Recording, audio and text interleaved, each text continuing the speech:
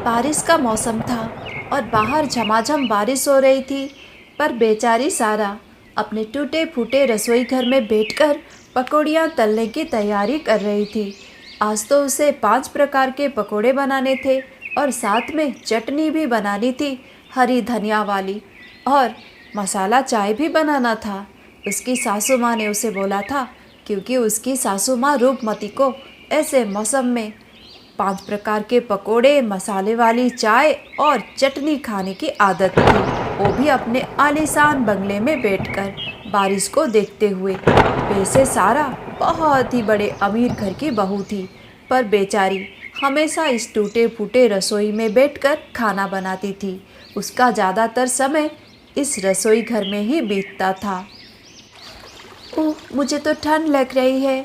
भीग गई हूँ मैं। छत से पानी टपक रहा है और मेरे ऊपर ही गिर रहा है। देखो तो इस घर की हालत कैसे हो गया है। कितना बोला मैंने माँ जी को, माँ जी इस रसोई की मरम्मत कर दीजिए, पर वो एक भी नहीं सुनती है मेरी बात। क्या करूँ? जगह जगह छत से पानी टपक रहा है और ये दीवार तो देखो, ऐसे लग रहा है जैसे अभी टूट कर गिर जाएगा। अगर ऐसे 2-4 दिन और बारिश हुई ना तो ये घर बह ही जाएगा पानी से। क्या करूं? चारों तरफ कीचड़ ही कीचड़ हो गया है। मेरे कपड़े भी गंदे हो गए हैं। माँ जी को थोड़ा भी तरस नहीं आता है मुझ पर। क्या करूं? हे भगवान, मेरी मदद करना। देखो तो इस घर की हालत, बड़ा डर लग रहा है यहाँ ऐसे बैठकर खाना बनाने के लिए। अरे क्या कर रही है महारानी? हाँ, अब तक पकोड़े नहीं बने। कब बनाएंगे तू पकोड़े और कब लाकर मुझे देगी? लगता है तुझे 7 जन्म लगेंगे पकोड़े बनाने के लिए और 8वें जन्म में आकर मुझे परोसेगी। कब खाऊंगी मैं पकोड़े? कब बनाओगी तुम? माँ जी, बना रही हूँ। माँ जी देखिए ना इस घर की हालत, इस घर की मरम्मत कर दीजिए माँ जी। अब इस घर में बैठकर काम नहीं कर पा रही हूँ मैं, बहुत तकलीफ़ होती है। अरे अरे देखो कैसे बोल रही है, जैसे किसी महल से आई है, राजकुमारी है कहीं की ये। हाँ, तुझे तो इन सब बातों की आदत है ना। तेरा घर कैसा है मुझे नहीं पता है क्या? भिखारन घर से आई है और ऐसे बात कर रही है जैसे किसी महाप्रदेश की महारानी है तू। क्या बनाऊँ तेरे लिए? मॉडर्न किचन बना दूँ क्या अपने आलीशान घर में? हाँ, बड़ी आई। हाँ, यही घर अच्छा है तेरे लिए। तुम्हारे घर से तो 10 गुना बेहतर ही है। यहाँ बैठकर खाना बनाओ। महारानी नहीं हो जो तुम्हारे लिए आलीशान किचन बनाकर तुम्हें थमा दूँ। एक तो हमारे सर पे आकर बैठ गई हो बिन बुलाए, और ऊपर से ऐसे बड़ी बड़ी बात कर रही हो। किसे कह रही हो तुम? अपनी माँ को बताना, अपने घर वालों को बताना, हमें नहीं। मुझे तो बिल्कुल पसंद नहीं थी तुम। इस घर की बहू बनने के लायक नहीं थी। पर पता नहीं मेरे बेटे को क्या हुआ जो तुम्हें पसंद कर लिया और जिद कर ली तुमसे शादी करने की। पर ये बात तो मुझे अच्छे से पता है, बहुत जल्दी वो तुम्हें तलाक दे देगा। तुम इस घर में नहीं रहने वाली। हाँ, इस घर की नौकरानी बनने की भी हैसियत नहीं है तुम्हारी, और बात कर रही है। हाँ, यहाँ पर बैठकर खाना बनाओ। ज़्यादा ना बोला करो। अरे बाबा रे, ये क्या? रूपमती ने इतना कुछ सुना दिया अपनी बहू को। ऐसा भला कौन करता है अपनी बहू के साथ? बहू, पर वो तो उसे बहू ही नहीं मानती थी, क्योंकि बहुत ही गरीब घर से आई थी सारा। और रूपमती को चाहिए था एक खानदानी लड़की अपने घर के बहू के लिए, जैसे उसकी छोटी बहू चांदनी है जो शहर में रहती है और कभी कभार गांव में आती है पिकनिक मनाने के लिए, मतलब अपने ससुराल। ऐसी ही बहू चाहिए थी उसे, पर उसके बेटे ने पसंद कर ली गरीब सारा को और जिद करके शादी कर ली। अब घमंडी रूपमती बिल्कुल अपनाना नहीं चाहती थी सारा को। उसे तो बस कैसे भी करके सारा को निकालना था अपने घर से, इसलिए वो बात को मोड़ कर नहीं, सीधा सीधा ही अपने हाथों में ले लिया था। रसोई की मरम्मत कर दीजिए माँ जी। रसोई की मरम्मत कर दूँ ताकि तू यहाँ पर दही जैसे जमकर रह जाए। मैं तो ऐसे हालात बनाऊंगी कि ये लड़की झटपट यहाँ से निकल जाएगी। हाँ, पता नहीं कब जाएगी यहाँ से। जब ये चली जाएगी तो झटपट से अपने बेटे के लिए अच्छा सा रिश्ता देखकर उसकी शादी कर दूंगी। मेरे बेटे ने गलती कर ली और मैं इस गलती को अपने सर पे रखूं, हो ही नहीं सकता। ओह, रूपमती के मन में तो बहुत ही जहर भरा था सारा के लिए, पर सारा ऐसी नहीं थी। वो दिल की बहुत अच्छी थी। बहुत ही ठंड हो रही है, मुझे एक चादर लाकर ओढ़ लेना चाहिए। काम नहीं कर पा रही हूँ यहाँ ऐसे बैठकर। देखो तो थरथराहट हो रही है अब तो। तभी अचानक से छत का पानी टपक कर बेसन के घोल में गिर जाता है। हाय राम, ये क्या हो गया? सारा बेसन का घोल खराब हो गया। अब मैं क्या करूं? हाँ, चलो अच्छा हुआ मैंने थोड़े से पकोड़े बना दिए थे। अब नहीं तो अब पर इतना सारा बेसन का घोल तो खराब हो गया। पर ये पानी, नहीं जो भी हो, छी, छत से टपका है, गंदा पानी है। इस घोल से मैं पकोड़े नहीं बना सकती। माँ जी को इतना गंदा पकोड़े खिलाने दूं क्या? नहीं, ये अच्छा नहीं होगा। माँ जी नहीं देख रही हैं, पर भगवान जी तो देख रहे हैं। ये तो पाप है, मैं नहीं कर सकती ये काम। हाँ, जितने पकोड़े हैं उतने ही दे देती हूँ। फिर से घोल बनाऊंगी तो देर हो जाएगी और माँ जी बहुत गुस्सा करने लगेंगी। हाँ, मैं यही पकोड़े और चाय लेकर जाती हूँ, साथ में चटनी भी। अब सारा सब कुछ लेकर जाती है अपनी सासू माँ के पास। ये क्या? तुमने तो घर का फर्श गंदा कर दिया। छी छी छी, ये क्या कर दिया तुमने? ये क्या कर दिया? इतना भी पता नहीं है तुम्हें कि ऐसे गंदे चप्पल पहनकर घर के अंदर नहीं आना चाहिए। तुम्हें भला क्या पता होगा, कुटिया में जन्म लिया है तुमने। छी छी छी, भिखारन कहीं की, मेरा घर ही गंदा कर दिया। वैसे जिस दिन से तुम इस घर में आ गई हो उस दिन से ये घर गंदा हो गया है। और क्या ही बोलूँ मैं। जल्दी से पकोड़े यहाँ पर रख दो। अरे ये क्या, इतने से पकोड़े लेकर आई हो? मैं क्या इतने से पकोड़े खाऊंगी? माँ जी, वो घोल में पानी टपका था बारिश का, इसलिए मैंने नहीं बनाया। चल झूठी, झूठ बोल रही है मुझसे। सारे पकोड़े तूने खा लिए और इतना अच्छा बहाना बनाया कि मुझे जैसे पता नहीं लगेगा। हाँ, मैं क्या छोटी बच्ची हूँ, समझ नहीं सकती हूँ? राक्षसी कहीं की, खाने को नहीं मिलता था तेरे घर में और यहाँ ये सब कुछ देख लिया। एक दिन तो तू मुझे भी खा जाएगी। हाँ, छी छी छी, भिखारन कहीं की, अब तो चोर भी बन गई है तू। और झूठी तो तू है ही। अपने माँ से और क्या भला सीखती तू? गरीब घर की लड़की, ऐसा ही होता है गरीब लोगों का हाल। माँ जी, मैं चलती हूँ। अरे कहाँ जा रही है? अब अपने कमरे में जाएगी ऐसे हाल में? तेरे कपड़े तो देख, कीचड़ से लथपथ है और ऊपर से ये पैर इतने गंदे हैं। अब तू अपने कमरे तक जाएगी तो पूरा घर गंदा हो जाएगा। नहीं, एक काम कर, आज तू रसोई घर में रह जा, कल सुबह नहा धोकर आ जाना घर के अंदर। हाँ, आज मत आ। छी छी छी, तेरे से तो बास आ रही है, गंदी कहीं की। नहाती भी है या नहीं? माँ जी, बहुत ठंड लग रही है माँ जी, मैं अपने कमरे में जाकर आराम करना चाहती हूँ।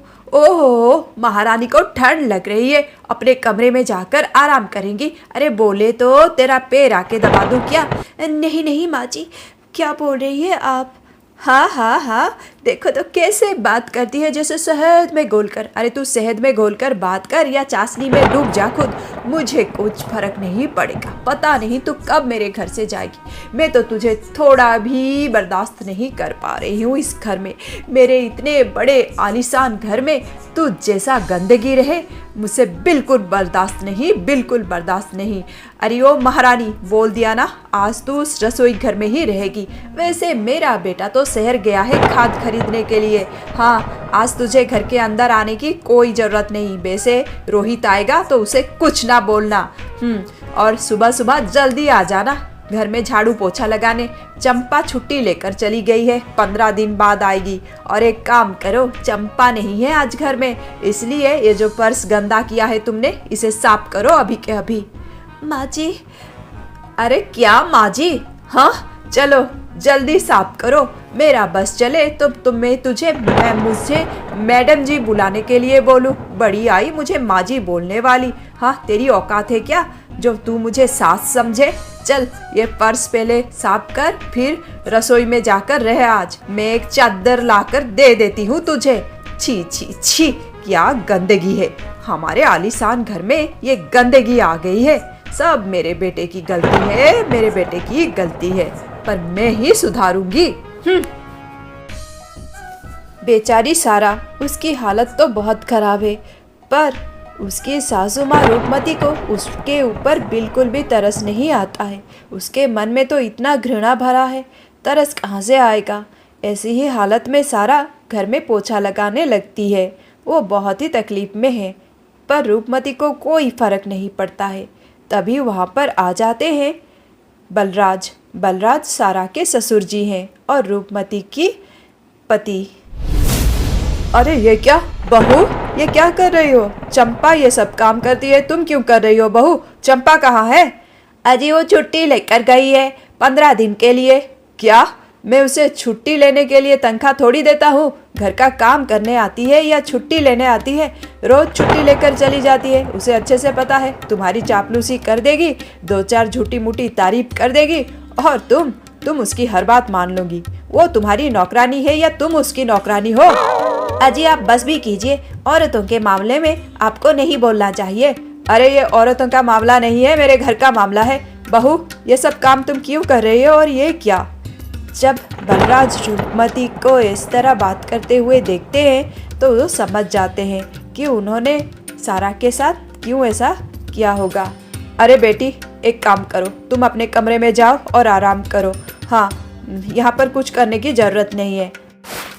अरे अब उसने फर्श गंदा किया है तो वही साफ करेगी ना, आप क्यों बीच में पड़ रहे हैं? हाँ, वो साफ नहीं करेगी तो कौन करेगा? चंपा तो नहीं है आज। अरे वो नहीं करेगी, देख नहीं रही हो उसकी हालत? बेचारी ठंड से कांप रही है। बेटी तुम अंदर जाओ। तो कौन साफ करेगा ये फर्श? इतना गंदा हो गया है। तुम कर लो, तुम कर लोगी तो छोटी नहीं हो जाओगी। इंसान को हमेशा नम्र रहना चाहिए। भला घर के काम करने से कोई छोटा थोड़ी हो जाता है। वो भी तो इस घर की बहू है, वो भी तो सारा काम कर रही है और तुम भी इस घर की बहू हो। थोड़ा सा काम कर लोगी तो क्या हो जाएगा, तुम ही साफ कर दो। हाँ जी, आप मुझे ऐसा बोलेंगे? हाँ, मैं ये फर्श साफ करूं? आपको नहीं पता है क्या मैं कितने बड़े खानदान से हूँ? मैंने तो ऐसा गंदा कपड़ा कभी छुआ भी नहीं है और आप बोल रहे हैं कि मैं फर्श साफ करूं? आपकी इतनी हिम्मत, इस तरह बात करोगे आप इसके सामने, इस भिखारन के सामने? बस भी करो रूपमती, तुम्हारी बातें सुन सुनकर तंग आ गया हूँ मैं। दिन भर तुम बड़ी बहू को कुछ ना कुछ बोल रही हो। वो भी इस घर की बहू है। हाँ, इस तरह बात करना बंद कर दो। हमारे बेटे ने पसंद करके उसे शादी किया है और हम भी उसे खुद गए थे बहू बनाकर लाने के लिए। अब ऐसी बात कर रही हो, ये तो अच्छी बात नहीं है। अजी आप बस भी कीजिए, गलती तो कर दी थी मैंने इस शादी के लिए राजी होकर। मुझे तो राजी ही नहीं होना चाहिए था। ये लड़की तो मुसीबत बनकर मेरे सर पर बैठ गई है। मैं इसे कभी बहू नहीं मानूंगी, कभी बहू नहीं मानूंगी। आप कुछ भी बोल दीजिए, रहने दीजिए इस पर्स को ऐसे गंदा, मुझे कोई फर्क नहीं पड़ता है। तभी बाहर एक कार आकर रुकती है और कार से निकलती है चांदनी। अरे बहू तुम आ गई? तुमने बताया ही नहीं, फोन तो कर देती बेटी। माँ जी वो टूर में चले गए, इसलिए मैंने सोचा मैं गांव आ जाती हूँ, आप लोगों से मिलने बड़ा मन कर रहा था मेरा। अरे बेटी बहुत अच्छा किया, बहुत अच्छा किया। अरे कहीं तू बारिश में भीग तो नहीं गई? देखो तो तेरे कपड़े तो गीले हो गए हैं। नहीं माँ जी, बस कार से आई हूँ, क्यों गीली हो जाऊंगी बारिश में? बस कार से निकलकर घर के अंदर आने तक थोड़ा बारिश का पानी लग गया मुझे। अरे अरे थोड़ा थोड़ी लग गया, देखो तो कैसी भीग गई है तू। अरे तू खड़ी खड़ी यहाँ क्या कर रही है? जा जल्दी से चाय बना, गर्मा गर्म चाय, और मेरी प्यारी बहुरिया के लिए लेकर आ। जा जल्दी से। यहाँ आके फाड़ फाड़ कर देख रही है मेंढक के जैसे, मूर्ख कहीं की, गवारन देहातन। अब माँ जी आप क्यों अपना बीपी बढ़ा रही है? कुछ नहीं है, कुछ नहीं है, मैं ठीक हूँ, आप भी ना। अरे बेटी नहीं नहीं, मैं तुझे तकलीफ में नहीं देख सकती। अच्छा तू आ, अपने कमरे में आ, थोड़ा आराम कर ले, गर्मा गर्म चाय पी लेगी, तुझे अच्छा लगेगा। आज तो पकोड़े बने हैं पर कम पकोड़े हैं क्योंकि उस चोरनी भिखारन ने सब कुछ खा लिया। पर कोई बात नहीं, मैं फिर से उसे बनाने के लिए बोलूँगी। ओ माँ जी पकोड़े तो मुझे बहुत पसंद है, पर माँ जी आज मेरा बड़ा मन कर रहा है मछली खाने का, मेरे लिए मछली बनाइए ना। अरे हाँ हाँ बेटी, अभी बोलती हूँ उस भिखारन को मछली बनाने के लिए। मैं तुम्हारे ससुर जी को बोल देती हूँ, मछली लेकर आ जाएंगे, यहाँ पास ही तो मिलता है। अभी बोलती हूँ बेटी, अभी बोलती हूँ। बलराज मछली लेकर आ जाते हैं और जब वो रसोई घर में जाते हैं मछली देने के लिए तो रसोई घर का हालत देखकर दंग रह जाते हैं। अरे ये क्या, अब तक रसोई घर की मरम्मत नहीं हुई है? पर मैंने तो रूपमती को पैसे दिए थे और मिस्त्री भी भेजा था, वो नहीं आया क्या? अब बेचारी सारा अपने ससुर जी को क्या बोलती कि मिस्त्री तो आया था, पर रूपमती ने, हाँ उसकी सासू माँ ने मिस्त्री को वापस भेज दिया था और रसोई घर की मरम्मत होने नहीं दिया था। वो घर में कलेश करना नहीं चाहती थी।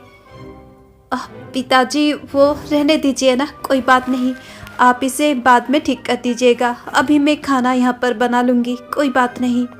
पर ये क्या बात हुई बेटी, सच में मैंने मिस्त्री भेजा था और पैसे भी दिए थे, अब तक इस घर की मरम्मत नहीं हुई है। आज मैं यहाँ आया हूँ, इस घर की तो हालत बहुत ही खराब है, पता नहीं कब दीवार टूटकर गिर जाए। यहाँ पर तुम कैसे खाना बनाओगी? और चारों ओर पानी ही पानी कीचड़ से भरा हुआ है, देखो तो छत से कितना पानी टपक रहा है। नहीं नहीं, यहाँ तुम काम नहीं कर सकती। कितनी बार बोल रहा हूँ मैं रूपमती को कि अंदर जो रसोई का घर है, घर के अंदर उसे मरम्मत कर देता हूँ, पता नहीं क्यों उसे लॉक करके रखा है ताला लगा के। नहीं नहीं, कल ही मैं किसे बुलाता हूँ, पर अभी यहाँ तुम कैसे काम करोगी? ओहो, इतनी बारिश हो रही है। ठीक है बेटी, परेशान ना हो, अभी मैं जरी रख देता हूँ इसके छत के ऊपर जाकर।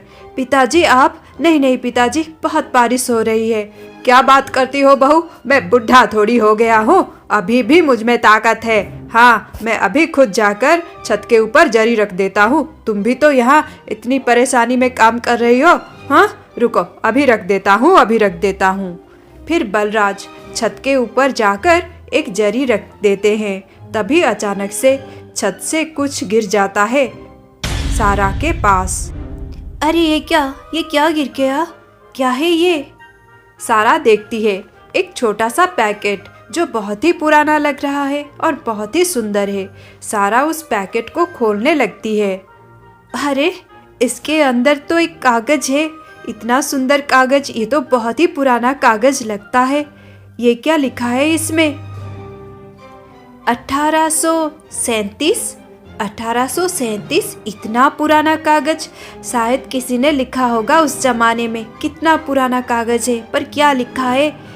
अरे ये तो एक खाना बनाने की विधि है, ये तो मछली करी की विधि है। अरे बाबा, ये कितनी सुंदर विधि है, आज तो इसी विधि के अनुसार मैं मछली बनाऊंगी। हाँ, ये क्या अजब सी बात हुई, पता नहीं किसने इसे लिखा होगा। इतना पुराना खाना बनाने की विधि मिल गई है मुझे। अरे आज ही ये रेसिपी मैं बनाऊंगी। बहुत ही खुश हो गई थी सारा, इतना पुराना मछली बनाने का तरीका उसे मिल गया था। वो बहुत ही खुशी खुशी के साथ वो कागज़ में जो लिखा था वैसा ही मछली की करी बनाने लगती है। मछली की करी से बहुत अच्छी खुशबू आती है। अरे वाह, कितनी अच्छी खुशबू आ रही है इस करी से, इतना अच्छा पहली बार बनाया है मैंने। मुझे तो खाना बनाना बहुत पसंद है। चलो अभी मैं परोस देती हूँ सबको। उस दिन सारा के द्वारा बनाए हुए मछली की करी तो लाजवाब बनी थी। जब उसे खाते हैं उसके ससुर जी, सासू माँ और देवरानी तो उसकी तारीफ करते नहीं थकते। अरे क्या, हमने ये क्या सुन लिया कि उसकी सासू माँ और उसकी देवरानी उसकी तारीफ कर रहे हैं? ये क्या बात हुई? हाँ, अरे बहू, कैसा मछली की करी बनाई है तूने। अरे बाबा रे, लाजवाब लाजवाब, सच में इतना स्वादिष्ट मछली करी तो मैंने कभी नहीं खाई थी अपनी ज़िंदगी में। दिल कर रहा है तेरा हाथ चूम लूं बेटी, तेरा हाथ चूम लूं। तू है ही मेरी गुणी बहू, इतनी अच्छी बहू मिली है मुझे। मैं तो बहुत ही भाग्यशाली हूँ जी, बहुत ही भाग्यशाली हूँ। अरे बाबा रे, क्या मछली की करी है। हाँ दीदी, बहुत अच्छा है मछली की करी, सच में ये तो बहुत ही लाजवाब बनाया है आपने। बहुत ही बढ़िया है, बहुत ही बढ़िया है। अरे ये क्या मैं बोल रही हूँ, मैं इसकी तारीफ कर रही हूँ। इतनी तारीफ तो मुझे नहीं करनी चाहिए, पर मैं खुद को नियंत्रण नहीं कर पा रही हूँ, रोक नहीं पा रही हूँ। हाँ, ये क्या हो रहा है, मैं खुद को कंट्रोल क्यों नहीं कर पा रही हूँ। अरे अरे, इस चुड़ैल की इतनी तारीफ कर रही हूँ मैं, पागल तो नहीं हो गई हूँ। मैं तो इसकी तारीफ ही नहीं करना चाहती थी, इसे ताने देना चाहती थी। हाँ, मछली की करी अच्छी बनी है, पर मैं क्यों तारीफ करूँ इसकी। पर मैं खुद को कंट्रोल ही नहीं कर पा रही हूँ। क्या हो गया है, मेरा खुद पर नियंत्रण ही नहीं रह रहा है। हाँ, क्या बोलना चाहती हूँ और क्या बोल रही हूँ। अरे बेटी, मेरा दिल कर रहा है कि मैं तुझे आज मेरा मेरा फेवरेट हार गिफ्ट में दे दूँ। हाँ बेटी हाँ, मेरी प्यारी बहू, मेरी लाडो रानी। हाँ बहू, बहुत अच्छा बना है मछली की करी, सच में बेटी बहुत अच्छा बना है, बहुत ही स्वादिष्ट है। अरे आज तो अजब गजब हो गया था और सारा भी बहुत ही ज़्यादा परेशान हो गई थी। परेशान तो होना ही था ना।